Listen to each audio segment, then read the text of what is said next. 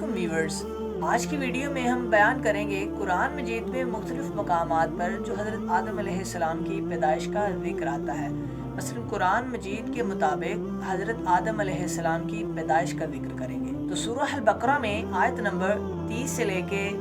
39 تک، اور جس وقت تیرے رب نے فرشتوں سے فرمایا کہ بے شک میں زمین میں اپنا ایک نائب بنانے والا ہوں، تو فرشتوں نے عرض کیا کہ اے ہمارے رب، کیا تو ایسے شخص کو نائب بنائے گا جو زمین میں فساد کرے گا اور خون ریزی کرے گا، حالانکہ ہم تیری حمد کے ساتھ تیری خوبی اور پاکیزگی بیان کرتے ہیں۔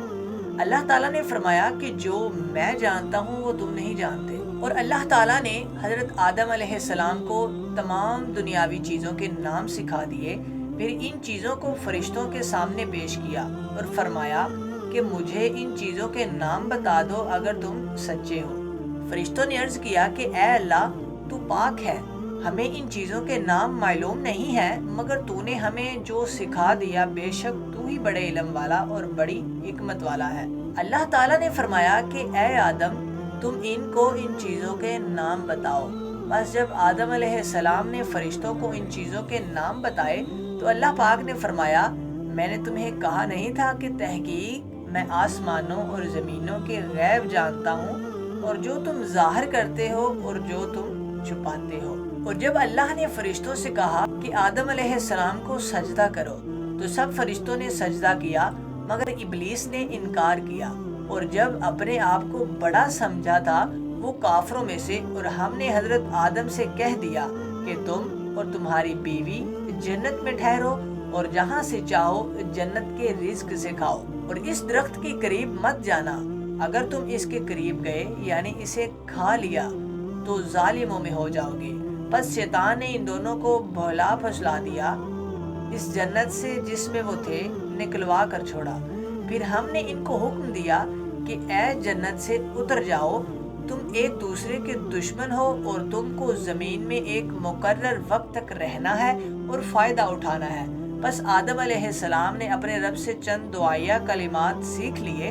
اللہ نے ان کی غلطی کو معاف فرما دیا، اور اللہ تعالیٰ معاف کرنے والا رحم کرنے والا ہے۔ ہم نے کہا کہ تم سب کے سب اس جنت سے اتر جاؤ، بس اگر میری طرف سے تمہارے پاس ہدایت آئے تو اس پر چلنا، اور میری ہدایت پر چلیں گے تو ان پر کوئی ڈر نہیں ہوگا اور نہ وہ غمگین ہوں گے، اور جو لوگ میری نافرمانی کریں گے اور میری آیتوں کو جھٹلائیں گے وہ دوزخ میں ہمیشہ رہیں گے۔ اور اللہ عز و جل نے فرمایا، ان مثل عیسی عند اللہ کمثل آدم خلقہ من تراب ثم قال له کن فیکون۔ بے شک حضرت عیسیٰ علیہ السلام کی مثال حضرت آدم علیہ السلام کی طرح ہے۔ اللہ نے اس کو مٹی سے پیدا کیا، پھر اس کو کہا کہ آدم ہو جا، بس وہ آدم بن گیا۔ سورۃ العمران آیت نمبر 59۔ اور مزید اللہ تعالیٰ نے فرمایا، یا ایھا الناس اتقوا ربکم الذی خلقکم من نفس واحدہ وخلق منها زوجها وبث منهما رجالا كثيرا ونساء واتقوا الله الذي تساءلون به والأرحام إن الله كان عليكم رقيبا۔ اے لوگو، اپنے رب سے ڈرتے رہو، جس رب نے تم کو ایک جان سے پیدا کیا اور اس سے اس کی بیوی پیدا کی، اور ان دونوں آدم و حوا سے بہت سے مرد اور عورتیں پھیلا دی، اور اس اللہ سے ڈرتے رہو جس کے واسطے کے ساتھ تم آپس میں ایک دوسرے سے سوال کرتے ہو، اور رشتے ناطے توڑنے سے بچو، اللہ تم پر نگہبان ہو۔ مزید قرآن پاک میں ایک جگہ اور سورۃ الحجرات آیت نمبر 13 میں، اے لوگو، تحقیق ہم نے تم کو ایک مرد اور ایک عورت سے پیدا کیا اور تم میں قومیں اور خاندان بنا دیے تاکہ آپس میں ایک دوسرے کو پہچان سکو، بے شک تم میں سے اللہ کے نزدیک زیادہ معزز وہ ہے جو تم میں سے زیادہ پرہیزگار ہے۔ پھر مزید قرآن پاک میں اللہ تعالیٰ سورۃ الاعراف آیت نمبر 189، اللہ وہ ہے جس نے تم کو ایک جان سے پیدا کیا، پھر اس سے اس کی بیوی بنائی تاکہ وہ اس کے ذریعے سے سکون حاصل کرے۔ اس آیت میں اللہ تعالیٰ نے فرمایا کہ ہم نے ایک جان سے یعنی حضرت آدم علیہ السلام کو بنایا، پھر ان کی پسلی سے ان کی بیوی ہوا کو پیدا کیا، یعنی کہ تم اس ذریعے تم آپس میں سکون حاصل کر سکو۔ پھر ایک جگہ مزید قرآن پاک میں اللہ تعالیٰ فرماتا ہے وَلَقَدْ خَلَقْنَاكُمْ ثُمَّ صَوَّرَكُمْ ثُمَّ قُلْنَا تُخْرَجُونَ سورۃ الاعراف میں آیت نمبر 25-26۔ اور تحقیق ہم نے تمہیں پیدا کیا، پھر تمہاری شکلیں بنائی، پھر ہم نے فرشتوں سے کہا کہ آدم کو سجدہ کرو، تو انہوں نے سجدہ کیا مگر ابلیس سجدہ کرنے والوں میں سے نہ تھا۔ اللہ تعالیٰ نے فرمایا اے ابلیس، تجھے کس چیز نے سجدہ کرنے سے روک رکھا ہے جبکہ میں نے تجھے اس کا حکم دیا ہے؟ ابلیس نے کہا کہ میں اس آدم سے بہتر ہوں، تو نے مجھ کو آگ سے پیدا کیا اور اس کو مٹی سے پیدا کیا۔ اللہ تعالیٰ نے فرمایا کہ تو اس جنت سے اتر جا، تجھے یہاں انکار کرنے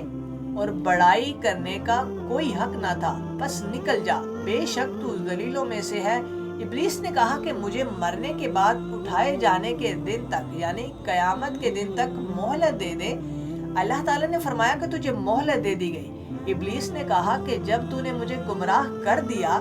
تو میں تیرے سیدھے راستے پر لوگوں کو چلنے نہیں دوں گا، پھر ان کے پاس ان کے آگے سے اور ان کے پیچھے سے اور ان کے دائیں اور بائیں جانب سے آؤں گا، اور تو ان میں بہت سو کو شکر گزار نہیں پائے گا۔ اللہ تعالیٰ نے فرمایا کہ تو ذلیل اور مردود ہو کر یہاں سے نکل جا، ان میں سے جو تیری راہ پر چلیں گے تو میں تجھ سے اور ان سے تم تمام سے جہنم کو بھر دوں گا، اور اے آدم تو اور تیری بیوی جنت میں رہو اور جہاں سے چاہو کھاؤ، مگر اس درخت کے قریب نہ جانا ورنہ ظالموں سے ہو جاؤ گے۔ بس شیطان نے ان دونوں کو وسوسہ ڈالا، بہکایا۔ اس کا مقصد یہ تھا کہ ان کو جنت سے اتار دو۔ ان کا مقصد یہ تھا کہ ان کے لیے ان کی چھپی ہوئی شرمگاہوں کو ظاہر کر دے،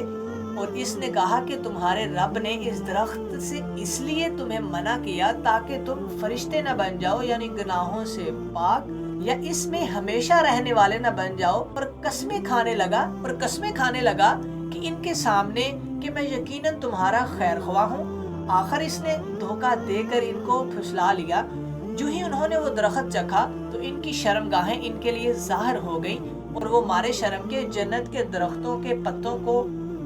اپنے اوپر چپکانے لگے، اور ان کے رب نے ان کو آواز دی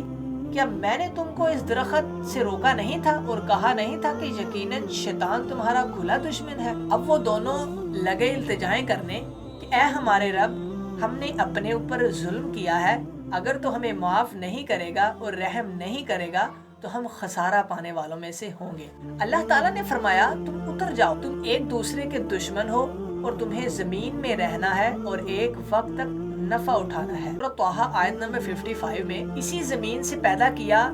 ہم نے تم کو، اور اس میں لوٹائیں گے ہم تم کو، اور اسی زمین سے دوسری مرتبہ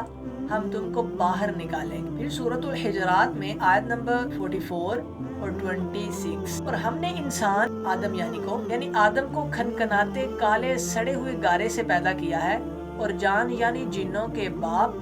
کو ہم نے اس سے پہلے ہی آگ سے پیدا کیا، ان کو انسانوں سے پہلے پیدا کیا گیا۔ اور جب تیرے رب نے فرشتوں سے فرمایا کہ بے شک میں آدمی کو کھنکھناتے کالے سڑے ہوئے کیچڑ سے پیدا کرنے والا ہوں،